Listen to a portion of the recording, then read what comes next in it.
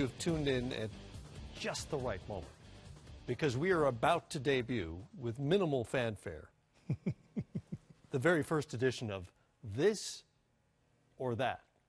Do we keep score? If we ever do it again, there will be like music that comes in then and a whole graphics package that appears under here that says this or that. But for now, Matt, do we keep scoring this? Yeah. I don't know how you would, but you can if you like. Could we come back like in a couple months and? That'd be good. Yes. That'd be good. A follow-up edition of this. Yeah, or I think that. we should. I like that. I like that idea. Thank you. There are no wrong answers on this or that. It's really just opinions. But here we go. More concerned by the Thunder's 4-7 start or the Cavaliers at 5-7? You know, I am more concerned about the Cavaliers. The Thunder, you expected them to struggle early on with new faces, bringing in Paul George, of course, Carmelo Anthony.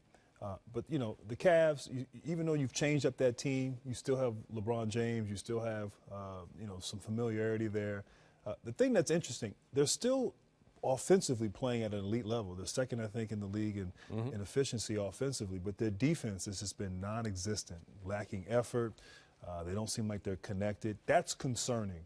And they are obviously capable of turning things around, but I don't think anybody saw this coming, even with the Cavs, Isaiah Thomas being out, just playing and losing to some bad teams, not bad teams, but teams that weren't in the playoffs last year. They've really struggled with.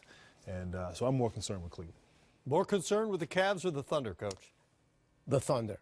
And the reasons are the following. They have the big three, but after the big three, what do they have after that as far as depth goes? They're in the Western Conference. They are basically who they are. If they wanted to go out and get somebody really good, what are they going to trade away other than future first-round picks to help improve this team, give them more depth, or give them another weapon on that team? They're in the Western Conference. For the Cavaliers, they're in the Eastern Conference. They played with a lack of motivation. They didn't play hard. They didn't run hard in a number of those games. You said that they lost to the lesser teams, what we thought were the lesser teams in the Eastern Conference. In the East, getting Isaiah Thomas back with the group that they have, they're going to be okay. We're off to a strong start because we had a this and a that. Sometimes you'll agree, but you see how the segment works. Yeah, the Czar likes to disagree. He's a contrarian at heart.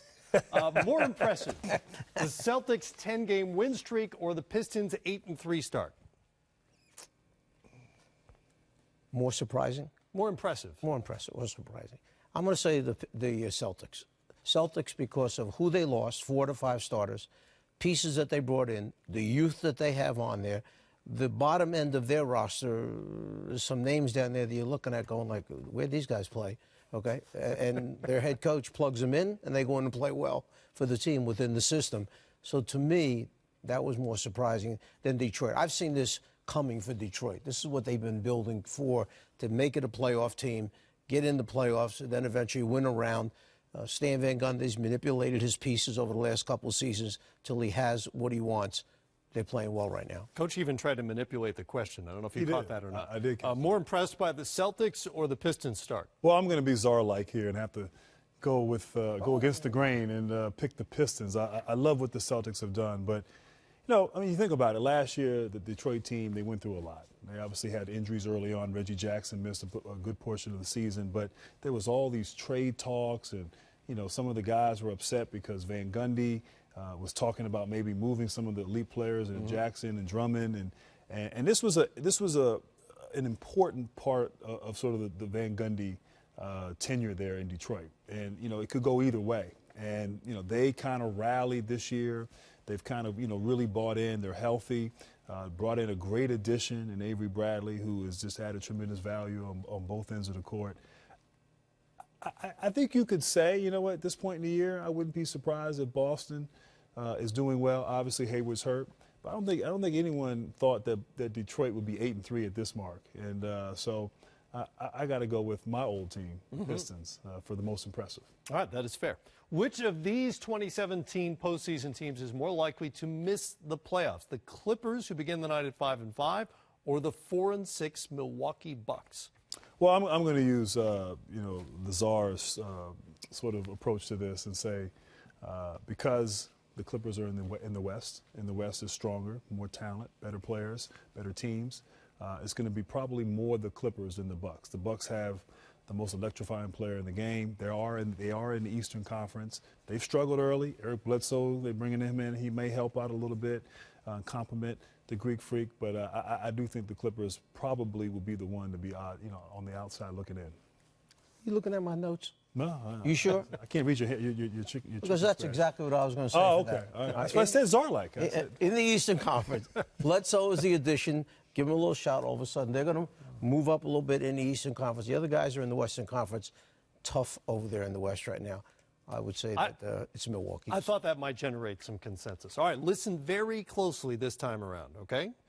Which will come first? The Warriors as a franchise celebrating 2 more championships, or their first game at Chase Center, their new San Francisco home, which is scheduled to open up in the fall of 2019. In other words, they have to will win they win the next 2 championships?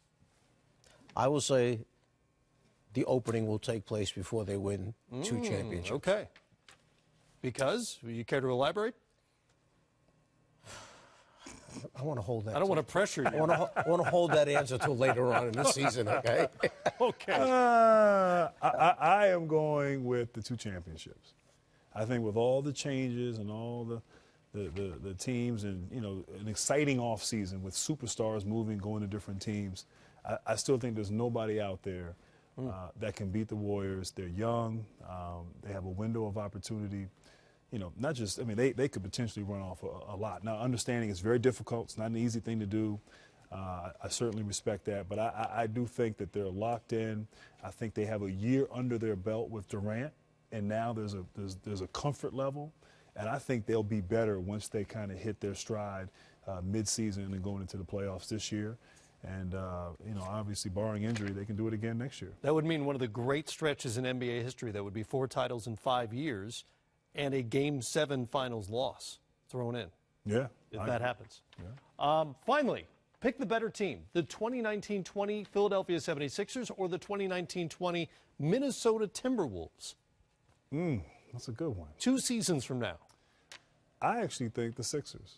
I think the Sixers have a chance. First of all, both teams have great young players and fun to watch. But I think Simmons, his skill set, Embiid sort of, kind of as a center, assuming he stays healthy. I think they will add the right complementary pieces. They brought in J.J. Redick this year, kind of renting him for a season for a lot of money. And but I do think what Ben Simmons does and just his ability to make other people better, guys will want to play with him. And then Embiid is just special. I like I like that they finally have turned the corner, and I like the upside. And to use Czar's logic, they're in the Eastern Conference. Oh, back to that again. Yeah. Well, I'm going to agree with you that it's the 76ers, and for these reasons. It's agreeing. In that season, Grant seems very upset by that. Which is 2 seasons down the road, Jimmy Butler will be 2 seasons older with more minutes, with more games under his belt. So will Teague be 2 seasons older. Jamal Crawford at that time will be 96 years old, okay, when we get to, and he'll still be playing, making jump shots. I want to fact check that. 4-point players. Sure, that's correct. So we have a couple of the guys who may be, Taj Gibson, who may be getting a little bit older. Meanwhile, the Sixers should be entering their prime with a lot They'll of young, still all be talented 23. Guys. Exactly. Yes, exactly. There you have it, a little of this and a little of that. I think that was successful. We're going to check what you say. We're going to go to 2019-20. Have to wait 2 years to get this settled. Some of these we have to wait 2 years.